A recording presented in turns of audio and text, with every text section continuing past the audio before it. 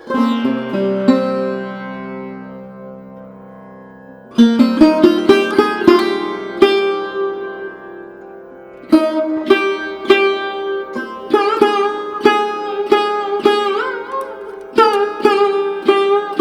के प्रगति मैदान में चल रहे 44वें अंतर्राष्ट्रीय व्यापार मेले में भारतीय संस्कृति की विविधता की झलक बाखूबी देखी जा सकती है। मध्य प्रदेश के पेविलियन में इंदौर में चमड़े का उपयोग करके जानवरों की आकृतियों को रूप देने वाले सीनियर कलाकार शरीफ खान ने इस कला के बारे में बताते हुए कहा कि भारत में चमड़े का उपयोग बहुत प्राचीन है। हिंदू त्रिदेवों में एक शिव बाघ की खाल पहनते थे और प्राचीन भारत के ब्राह्मण हिरण की खाल को आसन के रूप में इस्तेमाल करते थे। समय के साथ साथ भारतीय चर्म शिल्प पश्चिमी उत्पादों की तुलना में कलात्मक गुणवत्ता और कारीगरी में बहुत पिछड़ गया, लेकिन अब इंदौर अपने चमड़े के खिलौनों के लिए जाना जाता है, जो वन्य जीवन के विभिन्न पहलुओं को दर्शाते हैं। इंदौर के वरिष्ठ कलाकार खान बताते हैं कि किसी भी जानवर का आकार बनाने के लिए हम तार की एक आकृति को तैयार करते हैं। इसके बाद इस आकृति पर घास लपेटी जाती है और फिर धागे से बांध दी जाती है। इसके बाद इमली के बीजों के आटे को कागज या नील थोथा में मिलाकर चिपकाया जाता है।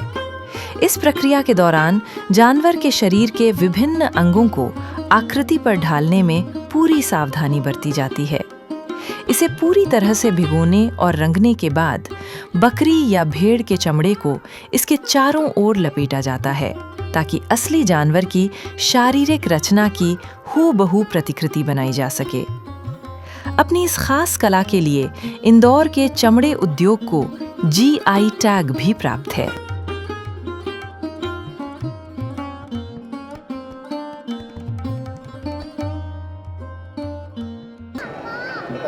सर, मैं शरीफ खान मध्य प्रदेश इंदौर से आया हूँ और अपने मध्य प्रदेश पेविलियन में अपने कला का प्रदर्शन कर रहा हूँ और ये लाइव डेमो में दिखा रहा हूँ। इसमें ये है कि ये लेदर के टॉयज़ हैं और ये हमारा पुश्तैनी काम है। ये आज़ादी के पूर्व से चला आ रहा है। सन 1943 से इस काम को शुरुआत हुई और देवास से इस काम को शुरू किया था, मध्य प्रदेश देवास से। उसमें आमचे देवास हिस्ट्री है, उसमें भी नाम है। और इस काम को हमारे फादर करते आ रहे हैं। उनको भी स्टेट अवार्ड और कई अवार्ड मिले हैं। मेरे को भी स्टेट अवार्ड और नेशनल अवार्ड मिला है और इस काम को मैं अंजाम दे रहा हूँ, बना रहा हूँ। और ये कला पूरे वर्ल्ड में फेमस है। वो इस क्राफ्ट को GI भी मिला हुआ है और ये क्राफ्ट हमारे बच्चे भी कर रहे हैं और आगे जो भी होगा आगे बढ़ाते आएंगे इस कला को। और इसका यह है कि अभी हम MP पेविलियन से डेमो देने के लिए आए हैं, लेकिन हमें इसका अच्छा रिस्पांस मिल रहा है।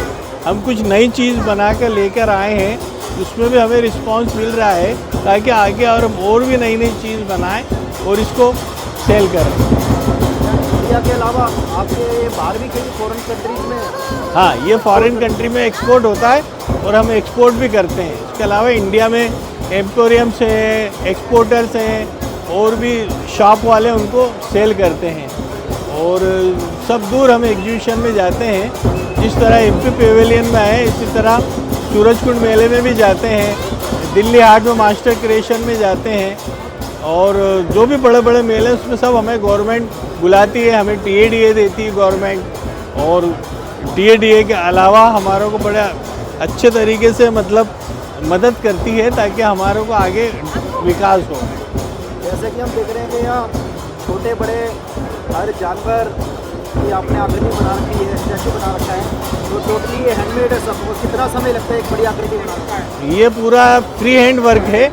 इसको हम तार के ढांचे से बनाते हैं। ये तार का ढांचा होता है, इस ढांचे से हम बना के ये जो पेपर कटिंग है इससे हम शेप देते हैं। शेप देने के बाद फिर उसके बाद हम इस तरीके से पेपर पल्प करते हैं।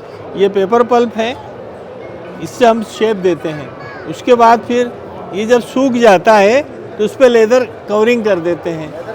हाँ, ये लेदर कवरिंग है, ये लेदर है, ये गोट स्किन है। ये गोट स्किन है। ये लेदर पेपर है पूरा। हाँ लेदर है पूरा, है ना, पेपर नहीं प्योर लेदर है। इस पे चढ़ा, हाँ पानी में गला के इसको गर्म करके फिर इस लेदर को कवरिंग करके फिनिश करके और फिर उसको हम कलरिंग कर देते हैं तो इस स्टेज में आ जाता है ये। तो जैसे एक शेर की बड़ी आकृति है उसमें कितना वक्त लग जाता है? शेर की बड़ी आकृति में कम से कम 15 दिन लगते हैं एक में।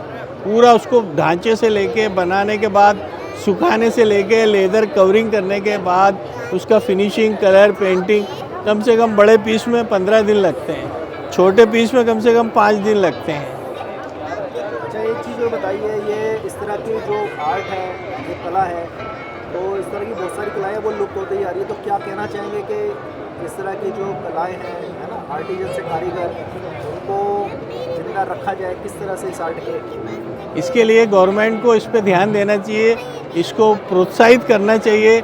जिस तरीके से हमारा ये क्राफ्ट है, ये जो इंदौर में हम बनाते हैं तो उसमें जो रहवासी क्षेत्र हैं रेसिडेंशियल, उसमें हम बनाते हैं। हमने गवर्नमेंट से डिमांड भी करी कि हमें कहीं ऐसी जगह दो, ज़मीन दो, ताकि हम इसको और आगे काम को बढ़ा सकें, लेकिन गवर्नमेंट ध्यान नहीं देती है और ना हमें ज़मीन अलाउ कर रही है।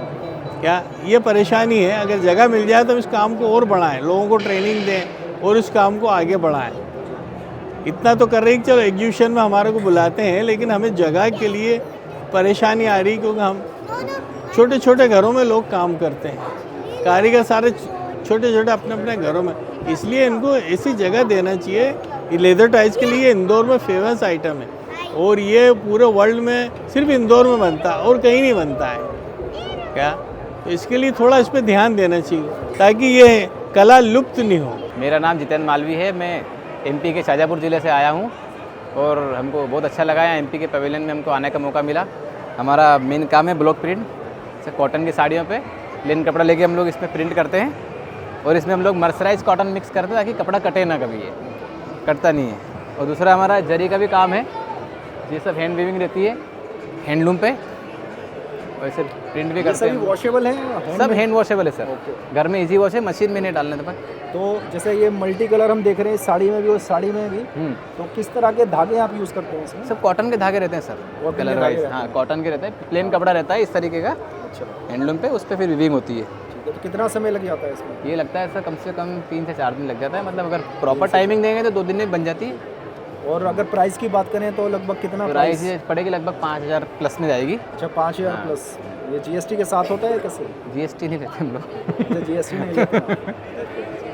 तो क्या ये आप किस मार्केट में, मतलब इंडिया में भी या इंडिया से बाहर भी आप एक्सपोर्ट? नहीं, इंडिया में ही हम एग्जीबिशन ही करते हैं बस, और जैसे कोई ऑर्डर पे माल मंगवाए तो फिर ऑर्डर पे माल बनाते तो उसके लिए तो मैक्सिमम क्वांटिटी आप? हाँ वो तो क्वांटिटी में 100 प्लस ही माल बनाते हैं।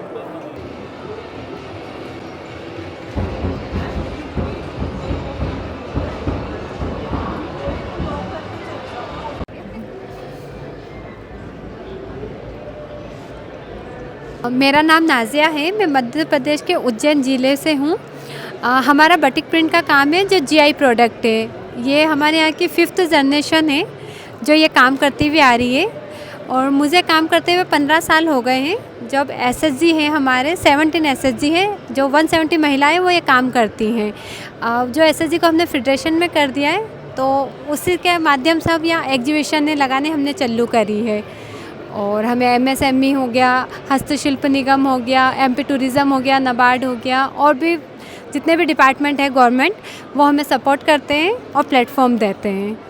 तो कितना समय लगता है आप और किस तरह का कपड़ा? ये प्योर कॉटन में बनता है। इसकी खासियत ये है कि ये कपड़ा फट जाएगा लेकिन कलर और प्रिंटिंग नहीं जाएगी, इस चीज़ की खासियत है। इसी खासियत पे से जीआई मिला है पूरा, और ये बनने से लेके पैकेजिंग तक हाथों से होता है, इसमें एक भी मशीन का काम नहीं है पूरा। सबसे मेन चीज़ ये है। इसकी एक अगर लाइफ की बात करें कि मतलब एक बार यूज़ करने के बाद कब तक चलता है? ये अगर बेडशीट ले आप तो हम उसकी 10 साल की गारंटी लेते हैं और सूट की 5 साल की लेते हैं हम गारंटी पूरा करके। फिर वो कैसे भी रफली यूज़ करे, चाहे वो डेली वॉशिंग मशीन में धोए, धोने से मारे, ब्रश घिसे, कुछ भी नहीं होगा, ना रुए आएंगे, ना कलर जाएगा, ना प्रिंटिंग।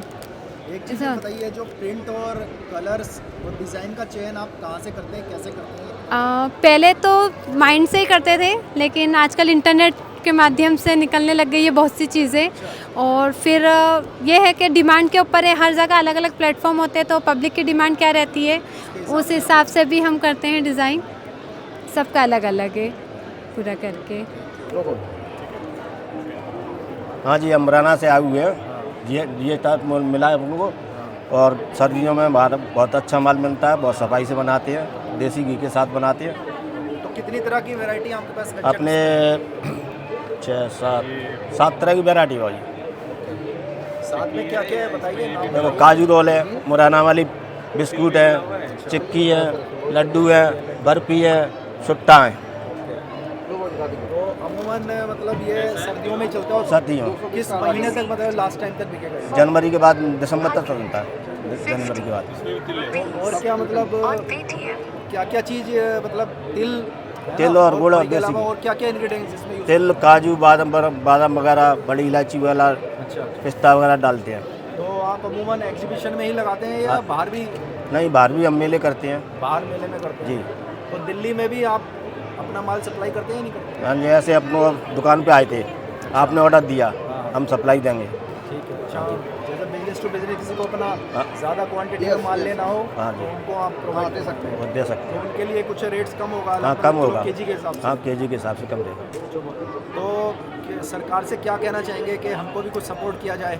नहीं, सरकार तो हमारे लिए सपोर्ट कर ही रही है सपोर्ट कर सर। रही है। हाँ जी, इतना अपनों को दुकान फ्री में मिलती है, खाने की व्यवस्था है, सरकार सारी सुविधा दे रही है हमको। और क्या चाहिए सरकार से? तो किसी तरह की कोई आपको परेशानी होती कोई है? कोई परेशानी manufacturing की आपने इसमें? नहीं, कोई नहीं परेशानी। ठीक है। नहीं, कोई दिक्कत नहीं है सर हमको। सरकार पूरा कोऑपरेट कर रही है। पूरा मेले कपड़ा में आए तो क्या क्या उम्मीद रखते हो? मेले में आए हो तो क्या उम्मीद रखते हो? हाँ, हमारी सेल अच्छी हो सेल अच्छी और हो, बिजनेस बढ़े। बिजनेस बढ़े आगे के लिए। मतलब आपके प्रोडक्ट में कुछ अच्छा है? हाँ, अच्छा अभी हमारा। आप मेले में आए हो और हाँ जी। उम्मीद रखते हो कि हाँ और क्या, बार-बार आने का मौका मिले। बार मौका मिलता है हमको आने का। और भी पहले भी आ चुके हैं? हाँ, पहले आ चुके हम। अच्छा, कितने सालों से लगा रहे हैं आप ये? हम लगा रहे हैं 20 साल से। 20 साल से आप जी। बराबर लगाते आ रहे हैं? बराबर लगाते हैं। मेलों के अंदर भी मेले के कहाँ पर भारत में कहाँ गए हैं? ये अपन क्या कहते हैं, एक तो जयपुर, बम्बई, और तुम्हारे क्या कहते हैं ये सूरज कुंड भी गए, उड़ीसा, अभी कलकत्ता है 5 दिसंबर से, वहाँ पे ही जाएंगे हम।